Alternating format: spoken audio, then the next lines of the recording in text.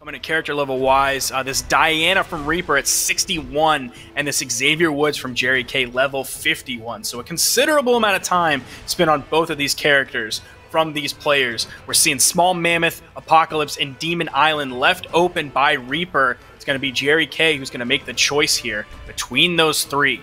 Diana into Bodvar or Xavier Woods. Xavier Woods and the rest of the New Day, of course, Kofi Kingston. That's and true. Big E there to back him up. Of course, the joke gets made every single time. It's 3 versus 1, and we'll see how well that works out for Jerryk as we get right on into the loser semifinals for game number 1. We're coming in on the Demon Island. Yo, I like that sword skin that Jerryk is using. It looks oh, okay, Reaper's going down really low. He touched the wall, so he's going to get his jumps back. It's going to be tough to find a knockout that early in the game. But I love that sword skin because it reminds me of Sokka's sword from Avatar. That meteorite sword? Yeah. He never gets it back, does he? I don't Spoilers. remember. Okay.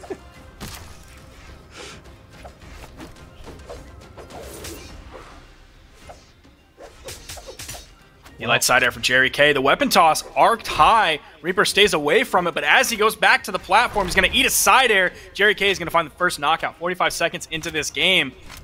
Juggling the weapons, going back over to the sword. Reaper does have him in the orange, but he's unarmed. There is a weapon spawn on the field. Again, an arcing weapon toss as Jerryk picks up another sword. Spawn coming in. The neutral air from Reaper is going to send Jerryk away. He's able to pick up the blasters. Side air from the right side, sending to the left. Not going to be the knockout option he needs. Sidelight, corner chase dodging coming out from Jerryk. Reaper needs to find this knockout soon. That extra credit damage coming in for Jerryk. Ooh, stomp sidelight. Reaper just above it. The neutral signature into the stage, and Reaper able to even up the stocks. Very well played from Reaper, not taking too much damage while trying to finish off this stock of Jerryk. But Jerryk, there's the weapon spawn, but he backs away from it, expecting Reaper to try to cover it with some sort of attack, like a downlight. And Jerryk now struggling to pick it up. He does pick it up. It's going to be the sword.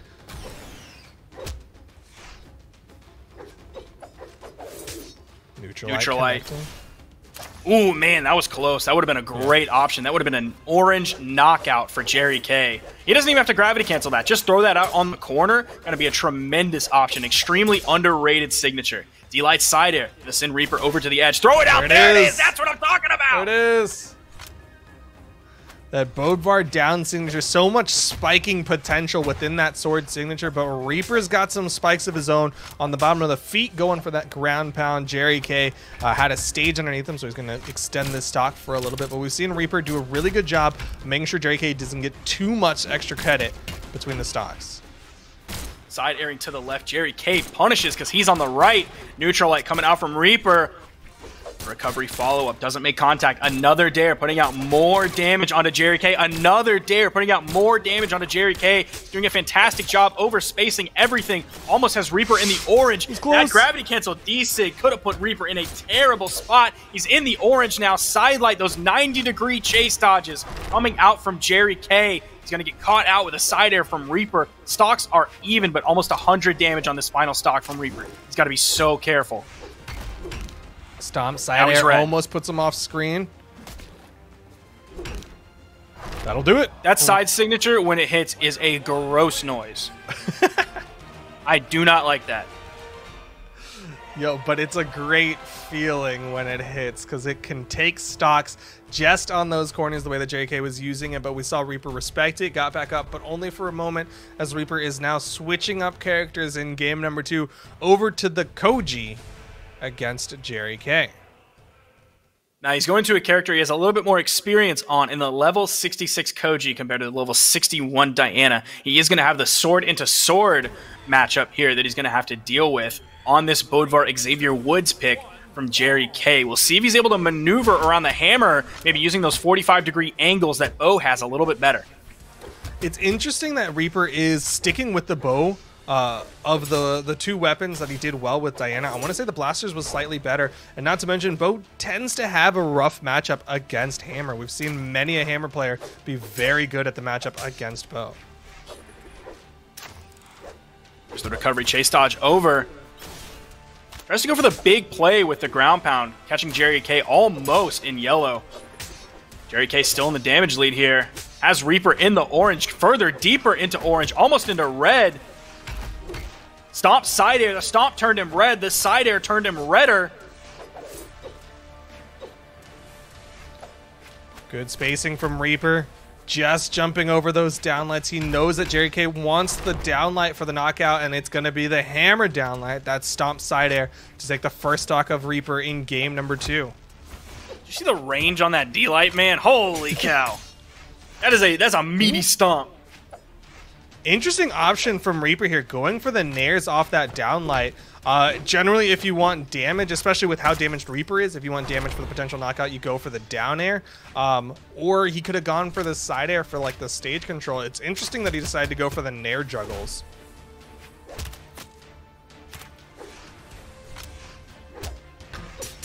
Okay, coming in with a sword, getting through the D-sig from Reaper right on the corner, getting around behind him. Now Jerry's the one doing the juggling here. Multiple nairs. Tries to read the lateral dodge and avoidance from Reaper with the gravity cancel side signature on that Bodvar sword.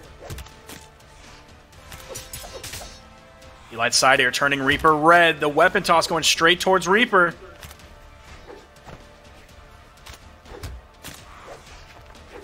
Some nice chase dodging coming out from Reaper, but Jerryk just with the pickup stomp side air, taking the stage away from Reaper. Watch out for the downsig on this corner. He's going to get up with the side air from Jerryk, and he's going to deny the weapons.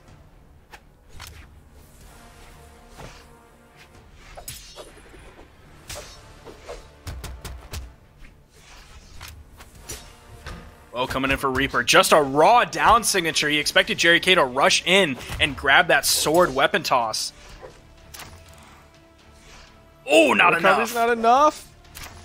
Jerryk is so incredibly hurt, but he's still able to add up this extra credit onto Reaper. And that's another color change onto Reaper's stock. He went from yellow to orange before he was able to knock out Jerryk. You see him backing up over to the wall against an unarmed Jerryk, giving Jerry a lot of stage movement, a lot of area that he could position himself on the stage so he could grab that weapon spawn almost immediately. There, into the neutral air, waited a little bit to get Reaper's dodge. There's a side air, weapon toss arcing up, hammer coming in hand. There's the side air, dips down, wants the recovery, another side air, but it's going to be the neutral air taking off the top. And Jerryk is going to be taking another game. Now 2-0 in this set as we move into game 3. Xavier Woods is going to take game number 2 over Reaper. Is Reaper going to switch up the character picks? Yes. This time, it's going to be over to the Mordex. Absolutely no crossover between the previous picks of Diana and Koji. Hoping his gauntlets or his scythe are going to take the lead here. Maybe give him a really solid signature kit that you can use more often in neutral. Going onto the deck stance. Those the scythe signatures in particular for Mordex can be very effective. Specifically, I'm thinking of like the scythe side signature. Just put a bunch of icicles between yourself and the opponent and really slow them down with those icicles. And of course, on the gauntlets, the dunk. Like, you know how devastating that dunk is when you hit someone, even in orange, right over the corner, man. That is almost a guaranteed knockout. You see Sandstorm do it all the time. It can be so incredibly effective. Not only that, but you have the option of active inputting it upwards for a throw up if you're too close to the stage, like if you don't have that corner potential. Meanwhile, he's sticking with the scythe right now. No opportunity to go for that dunk down. Goes for the down signature, another active input signature for Reaper. Reaper doing a much better job going even. There's the gravity cancel down signature that he wanted the first time. Has those gauntlets. Trying to poke with the downlight over the edge. Gets scooped and sent high. Neutral air, not quite enough to knock out yet. Oh, the scoops from Jerryk. Swapping back over to the sword. Reaper's going to be unarmed. We'll see where the next weapon spawn comes in. Jerryk was between Reaper and that weapon spawn. The unarmed recovery knocking Jerryk away. In comes a scythe. Jerryk overspacing the down signature, expecting it that time from Reaper. You can see Reaper's really reliant on the signatures, though, to finish off the stock of Jerryk. Really trying to connect with that scythe down signature. We'll see what Reaper can do with the gauntlets. Might have some more potential again. going back to that dunk down or any of the other potential moves in the Gauntlet kit. Of course, you can always go for that recovery if you can get the dodge read. Weapon toss can't get the unarmed recovery. Now, despite almost being 2 minutes into this game, we still haven't seen Jerryk fall, but Reaper doesn't have a ton of damage on his second stock yet, so he's still in a decent enough position if he's able to find that knockout. Neutral light into nothing. He's not able to find the follow-ups, definitely not the knockout follow-ups that he needs. He's too scared to commit to a signature right now. He's so far behind, and he's afraid of the punishment from Jerryk. Oh my gosh! Holy cow, man. There's so much damage on Jerryk that second shot just launched him off the screen. Jerryk going to come back into this one with a fresh stock onto Reaper, and that is so rough for Reaper to be not capable of finishing off the stock when Jerryk has been so damaged. Jerryk just needs to hit it down, Sig, and that's a stock off of Reaper. Now, one thing we aren't seeing too much of from Reaper is that when he has gauntlets in his hands, he doesn't seem to be playing the way that gauntlet players play. Like, he's not going for D-Light into the side light. He's not going for the D-Light chase dodge in light, which is an option that Sandstorm does some of the time. He's not going for the side light into the numerous options that gauntlet players do out of side light. He's just kind of going for one hit at a time until we just saw him kind of go for that little string that was centric around the nair. Now we're seeing the side light into the recovery. Yeah, he's really starting to get that momentum. Maybe needed some warm-up time on these gauntlets, but he's going to get caught by that neutral signature from Jerryk. The assist coming out from Big E. Nair juggling. Reaper struggles against the juggles of Jerryk. Wow, that is going to do it. The gravity against the side heavy to even up the stocks, but again, Reaper on the back foot. So hurt that side air almost did it for Jerryk. Reaper needs a miracle right now, or he's about to get 3-0'd by Jerryk, and he will have to finish in 4th place here at the SEA Brawlhalla Combo Breaker Online Tournament. Weapon Spawn coming in, tries to neutralize. Man, that side air was close to hitting. Just dodging these kill moves from Jerryk. Reaper dancing with death.